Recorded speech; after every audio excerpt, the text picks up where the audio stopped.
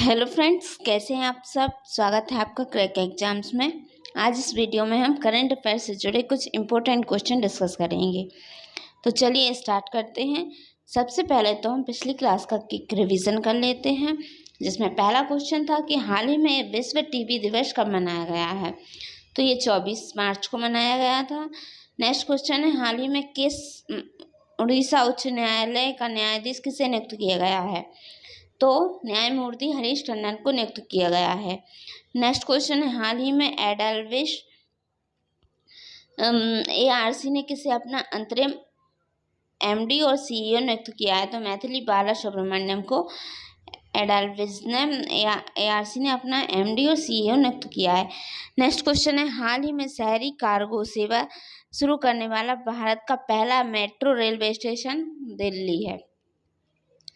Next question है, हाल ही में भारत के किस राज्य ने राज्य में पर्यटन के लिए आने वाले प्रति व्यक्ति पर 50 रुपये का शुल्क लगाया है। तो वो लगाया है सिक्किम ने। नेक्स्ट क्वेश्चन है, हाल ही में त्रिनिदाद और टोबैगो के नए मुख्य प्रधानमंत्री कौन बने हैं। तो स्टुअर्ट यंग बने हैं। और नेक्स्ट क्वेश्चन है, हाल ही में राजीव युवा विकास योजना किसने शुरू की है। तो वो तेलंगाना ने की है। ठीक है, अब होमवर्क क्वेश्चन दिए थे, उनको रिवाइज कर लेते हैं एक बार। तो भारत का पहला ऑर्गेनिक स्टेट कौन सा है। तो ये था सिक्किम। सड़क नेटवर्क के मामले में भारत दुनिया का कौन सा देश है। तो ये दूसरा देश है। एडलवाइज एसेट रिकंस्ट्रक्शन कंपनी ने अपना CEO किसे बनाया है। तो मैथिली बाला सुब्रमण्यम को। मेट्रो रेल नेटवर्क के मामले में भारत दुनिया का कौन सा देश है। तो ये तीसरा देश है। नेक्स्ट क्वेश्चन है, भारत की पहली अंडर वाटर रेल मेट्रो किस नदी के नीचे बनी है। तो ये बनी है हुगली नदी के नीचे। नेक्स्ट क्वेश्चन है, हाल ही में 2025 के संगीत कला निधि पुरस्कार से किसे सम्मानित किया गया है। तो ये किया गया है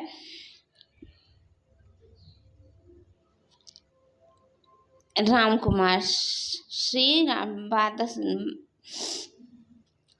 राम कुमार जी को।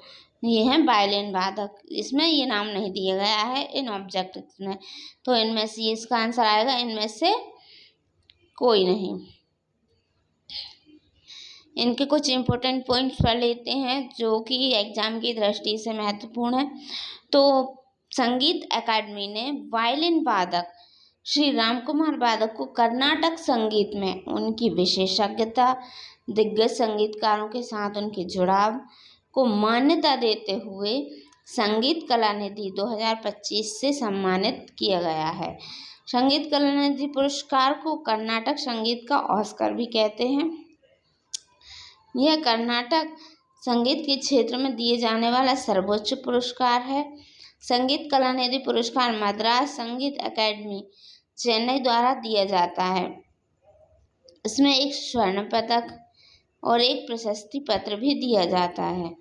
जबकि नृत्य कला निधि पुरस्कार 2025 उर्मिला सत्यनारायण को दिया गया है। किसके विषय में। भरतनाट्यम जो नृत्य होता है उसके लिए। श्यामला वेंकटेश्वर और TR गोविंदराजन को संगीत कला आचार्य पुरस्कार मिला है। TTK पुरस्कार किसे मिला है। मदम्बी सुब्रमण्यम नम्बूथरी, JT जयराज कृष्णन और जयश्री जयराज कृष्णन को मिले हैं TTK पुरस्कार। अदर्स में देख लेते हैं कि कौन कौन से पुरस्कार किस किस को मिले हैं हाल ही में। तो बर्लिन में दिया कुमारी को टूरिज्म ऑफ द ईयर का अवार्ड दिया गया है। प्रित्जकर पुरस्कार जो कि वास्तुकला का नोबेल पुरस्कार है, लियू जियाकुन जो कि चीन से उनको दिया गया है। आर्द्र भूमि के विवेकपूर्ण उपयोग के लिए रामसर पुरस्कार प्राप्त करने वाली पहली भारतीय महिला कौन बनी है। तो वो बनी है जयश्री वेंकटेश्वरन। गोल्ड मरकरी 2025 का अवार्ड दलाई लामा नामक ऑटोबायोग्राफी को दिया गया है। होलबर्ग पुरस्कार 2025 गायत्री चक्रवर्ती को नॉर्वे सरकार द्वारा दिया गया है। डिजिटल ट्रांसफॉर्मेशन अवार्ड 2025 RBI को सेंट्रल बैंकिंग लंदन द्वारा दिया गया है। महाराष्ट्र भूषण पुरस्कार 2025 श्री राम सुतार जी को दिया गया है। स्टॉकहोम जल पुरस्कार 2025 गुंटर ब्लासेल को मिला है। लाइफ टाइम अचीवमेंट से चिरंजीवी को सम्मानित किया गया है। और 59वां ज्ञानपीठ पुरस्कार डॉक्टर विनोद कुमार शुक्ल जो कि छत्तीसगढ़ से हैं उनको दिया गया है। नेक्स्ट क्वेश्चन है, अप्रैल 2025 में भारत और 10 अफ्रीकी देशों के बीच होने वाले पहले समुद्री नौसैनिक अभ्यास का नाम क्या है? तो इसका नाम है एकीमे। इसका आंसर है बी, एकीमे। एकीमे भारत और तंजानिया सहित 10 अफ्रीकी देशों के मध्य होने वाला पहला नौसैनिक अभ्यास है। इसका ये पहला संस्करण है जो कि 13 से 18 अप्रैल 2025 तक चलेगा। इसका आयोजन भारत और तंजानिया मिलकर तंजानिया के दार सलाम के एकीमे अर्थ एकता पर होगा। एकीमे का फुल फॉर्म अफ्रीका इंडिया की मैरीटाइम एंगेजमेंट होता है। अफ्रीका के जो देश हैं इसमें तो दक्षिण Africa, Kenya, Mauritius, Seychelles, Madagascar, Djibouti, Mozambique, Eritrea, Comoros तथा भारत देश इसमें शामिल हैं। देख लेते हैं कि अभी जो हाल ही में कौन कौन से अभ्यास हुए हैं, किसके बीच हुए हैं और कहाँ हुए हैं। तो डेविल स्ट्राइक जो अभ्यास है वो भारतीय वायुसेना और भारतीय थल सेना के बीच में हुआ है। और ला पेरोस जो अभ्यास है वो बहुपक्षीय अभ्यास है, भारत में हुआ है। मलक्का सुंडा लंबुक जल डमरू मध्य में। एक्वेरियन अभ्यास भारत और मालदीव के बीच हुआ है, मालदीव में। ट्रोपैक्स 25 हुआ है भारतीय वायुसेना, थल सेना, वायुसेना और तटरक्षक बल के बीच हिंद महासागर में। नेक्स्ट क्वेश्चन है,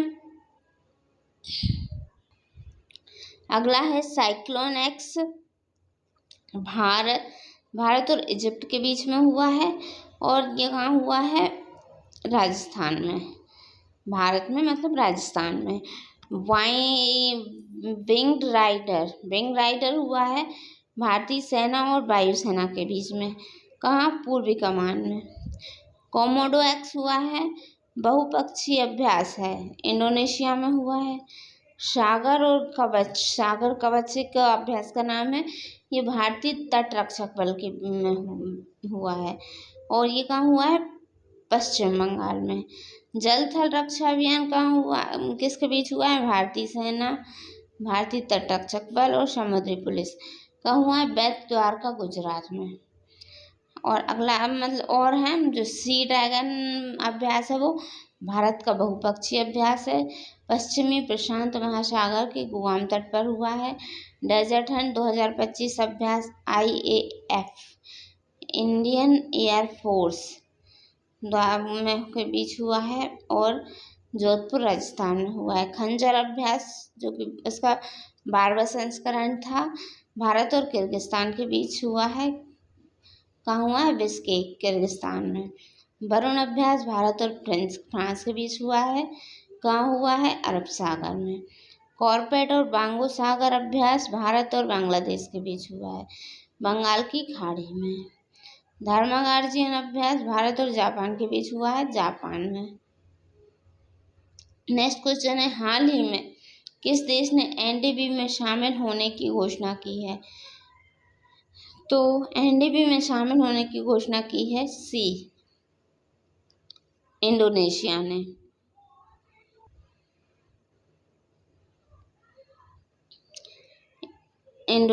ने।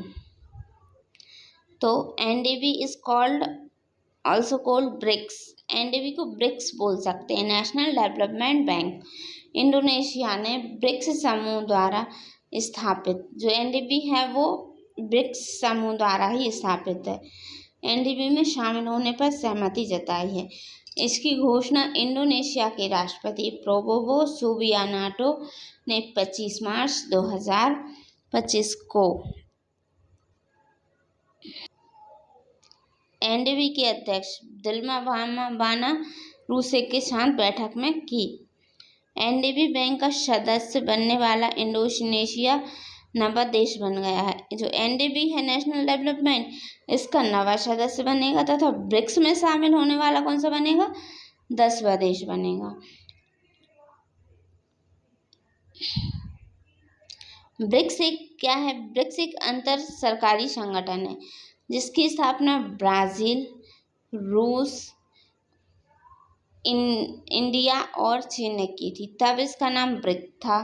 2010 में इसमें क्या हुआ? साउथ अफ्रीका शामिल हो गया तो इसका नाम ब्रिक्स बदलकर ब्रिक्स हो गया। जनवरी 2024 में इसमें मिस्र, इथोपिया, ईरान और यूएई शामिल हो गए।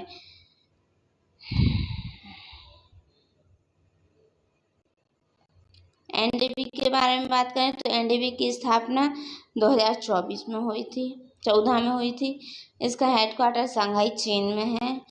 एनडीबी के अध्यक्ष दिल्मा रूसेफ हैं तथा एनडीबी के सदस्य देश ब्राजील, रूस, चीन, south Africa, Bangladesh, UAE, Egypt, Algeria, Uruguay और इंडोनेशिया हैं। ब्रिक्स की जो 16वीं बैठक हुई थी वो 2024 में कहाँ हुई थी? रूस में। और अभी जो होगी वो 17वीं होगी, कहाँ होगी? ब्राज़ील में। ब्रिक्स का नया देश कौन सा बना है? ब्रिक्स का नवा बना है नाइजीरिया। और 10वां कौन सा बना है? इंडोनेशिया। और एनडीबी का नवा बना है कौन सा? इंडोनेशिया। विश्व युवा युद्धमित्र सम्मेलन मार्च 2025 भारत में होगा। न्यू मेंबर्स की बात हो रही है तो अब देख लेते हैं कौन कौन से समूह में कहाँ न्यू मेंबर कौन कौन बने हैं। तो G20 का न्यू मेंबर कौन बना है? नया मेंबर अफ्रीकन यूनियन। और ब्रिक्स का नया मेंबर इंडोनेशिया 10वां है। ये आसियान का नया मेंबर ईस्ट तिमोर जो कि 11वां होगा। शंघाई ऑपरेशन ऑर्गेनाइजेशन का नया मेंबर है ईरान जो कि 9वां होगा। और 10वां होगा बेलारूस, 10वां होगा। इंटरनेशनल मॉनेटरी फंड का कौन होगा? लिंक्टेनस्टाइन, ये सबसे नया है और इसको मिलाकर इन 191 देश इसमें शामिल हैं जो कि 2024 में बना। वर्ल्ड बैंक का नौरू होगा 189वां। यूएन यूनाइटेड नेशन का साउथ सूडान होगा 193 नंबर का। नाटो का स्वीडन होगा 32वें नंबर का। आईएसए इंटरनेशनल सोलर एलायंस का मोल्डोवा होगा 105वां। यूरो करेंसी को अपनाने वाला देश होगा क्रोएशिया 20वां। संयुक्त राष्ट्र कमांड का जर्मनी जो देश होगा वो 18वें नंबर का होगा। जर्मनी संयुक्त राष्ट्र का नया सदस्य। एडीबी का नया सदस्य है इजराइल जो कि 69वें नंबर का होगा, 69वें नंबर का। एशियन इंफ्रास्ट्रक्चर इन्वेस्टमेंट बैंक, इसका 110वां सदस्य होगा नॉर्वे। इंडियन पार्लियामेंट यूनियन, इसका 181वां सदस्य होगा Jamaica. India international copper association का हिडाल्को और ओपेक प्लस ग्रुप का ब्राजील तथा बिग डाटा और डेटा विज्ञान पर संयुक्त राष्ट्र विशेषज्ञों की समिति कहाँ होगी? भारत में। भारत की पहली स्वदेशी मशीन कहाँ स्थापित की जाएगी? तो ये की जाएगी दिल्ली में स्थापित। इसका राइट आंसर है ए।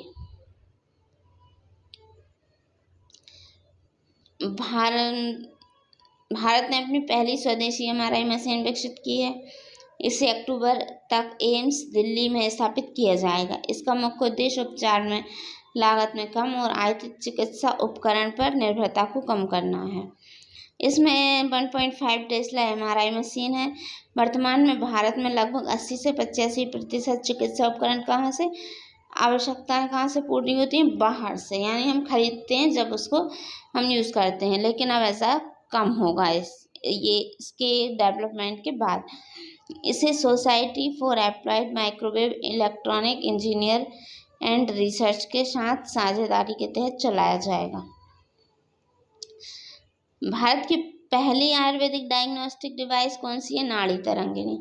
भारत का पहला स्वदेशी पॉलीसेंट्रिक कृत्रिम घुटना कौन सा है? कदम, जो कि IIT मद्रास द्वारा बनाया गया होगा। दुनिया का पहला पोर्टेबल हॉस्पिटल आरोग्य मैत्री क्यूब, जिसे भीष्म भी बोलते हैं, भारत हेल्थ इनिशिएटिव फॉर सहयोग हित एंड मैत्री। भारत की पहली फेरेट रिसर्च फैसिलिटीज कौन सी है? फरीदाबाद, हरियाणा। अगला क्वेश्चन है, हाल ही में पहले राष्ट्रीय समुद्री खेल 2025 का आयोजन कहाँ किया जा रहा है? तो ये किया जा रहा है मुंबई में। इसका राइट आंसर है ए। मुंबई खेल भावना समुद्री एकता के संगम के बीच इंडियन ओलंपिक एसोसिएशन के अध्यक्ष राज्यसभा सांसद पद्मश्री डॉक्टर PT उषा ने नवी मुंबई के पास बीच रोड स्थित इंडियन मैरीटाइम यूनिवर्सिटी में नेशनल मैरीटाइम गेम्स 2025 का उद्घाटन किया है। राष्ट्रीय खेल समुद्री खेल का ये पहला संस्करण है जब राष्ट्रीय खेल हो रहे हैं, और राष्ट्रीय समुद्री खेल 23 मार्च से 4 अप्रैल तक चलेंगे। इसका आयोजन डायरेक्टर जनरल ऑफ शिपिंग द्वारा किया गया है। इसमें 20 से अधिक देशों में प्रतियोगिताएं खेलों में, मतलब 20 से अधिक खेल इसमें शामिल होंगे। अदर्स गेम्स में बात कर लेते हैं तो वुमेन प्रीमियर लीग WPL का 3rd संस्करण, जिसे मुंबई इंडियंस ने जीता है। खेलो इंडिया विंटर गेम्स 2025 का 5वां संस्करण जम्मू कश्मीर में हुआ, जिसमें शीर्ष पर क्रमशः भारतीय सेना हुई और हिमाचल और लद्दाख रहा। सबसे पहले फर्स्ट भारतीय सेना, दूसरा हिमाचल प्रदेश, तीसरा लद्दाख रहा। World para athlete grand prix 2025 में नई दिल्ली में JLN स्टेडियम में हुआ, जिसमें भारत ने पहली बार होस्ट किया है, और भारत ने 134 मेडल जीतकर शीर्ष पर रहा है। कॉमनवेल्थ गेम फेडरेशन का नाम बदलकर कॉमनवेल्थ स्पोर्ट्स किया गया। 11,000 सबसे तेज रन बनाने वाले दूसरे सबसे तेज बल्लेबाज कौन बन गए हैं? रोहित शर्मा। और पहले कौन है? Virat Kohli. International Olympic committee की पहली महिला अध्यक्ष क्रिस्टी कॉन्वेंट्री बन गई हैं, जो कि जिम्बाब्वे की हैं। कबड्डी वर्ल्ड कप 2025 का दूसरा संस्करण हुआ है, जिसमें पुरुष और महिला दोनों टीमों ने इंग्लैंड को हराकर भारत विजेता रहा। महिला और पुरुष दोनों टीमों ने इंग्लैंड को हरा दिया है और भारत विजेता रहा है। 9th एशियन विंटर गेम्स चीन के हार्बिन शहर में हुए, जिसमें शीर्ष पर चीन रहा और SK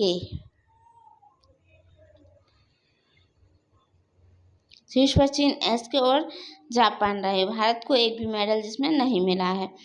तथा 10th एशियन विंटर गेम्स 2029 में होंगे, नियोम में, सऊदी अरब में होंगे, और SK का फुल फॉर्म है south Korea. First Asian winter games कब हुए थे? तो 1986 में जापान में हुए थे। अगला क्वेश्चन है, हाल ही में एबेल पुरस्कार 2025 से किसे सम्मानित किया गया है? तो ये सम्मानित किया गया है मसाकी काशिवारा को। एबेल पुरस्कार नॉर्वे के राजा द्वारा दिया जाता है। इसका नाम नॉर्वेजियन गणितज्ञ नील हेनरिक एबेल के नाम पर रखा गया है। यह गणित की फील्ड में दिया जाता है। इसकी स्थापना 2002 में हुई थी। इसे पहली बार 2003 में जियान पियारी सैरी को दिया गया, जो कि फ्रांस के गणितज्ञ हैं। इसकी पुरस्कार राशि क्या है? 7.5 मिलियन नॉर्वेजियन क्रोन है। इसमें पुरस्कार प्राप्त करने वाले एक भारतीय गणितज्ञ SR श्रीनिवास